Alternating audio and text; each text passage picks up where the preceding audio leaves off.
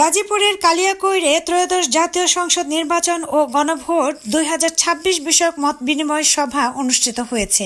মোহাম্মদ শাহ আলমের তথ্যচিত্রে উপজেলা প্রশাসনের আয়োজনে বিভিন্ন পেশাজীবী ও সর্বসাধারণ অংশ নেন এই সভায়।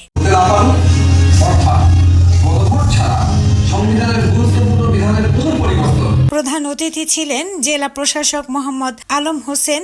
বিশেষ অতিথি ছিলেন পুলিশ সুপার মোহাম্মদ শরীফ উদ্দিন। এই শীতের মধ্যে আমি জানি না আপনার কয়জন, মানে নিজের প্রয়োজন ছাড়া যদি বাইরে কয়জন গেছেন। প্রচন্ড ঠান্ডা, কিন্তু প্রচন্ড ঠান্ডা। সভার সভাপতিত্ব করেন উপজেলা নির্বাহী অফিসার AHM ফখরুল হুসাইন। ওনারা যা সিদ্ধান্ত নেয় ওটা এটাকে বলে এক কক্ষ বিশিষ্ট, তার মানে এক জায়গায় সবাই বসে। পারুল বণিক ছোঁয়া, এন্টার টিভি নিউজ।